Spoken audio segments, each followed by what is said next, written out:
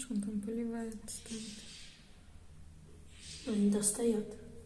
А с другой стороны вообще кто-то поливает что-то? Не знаю.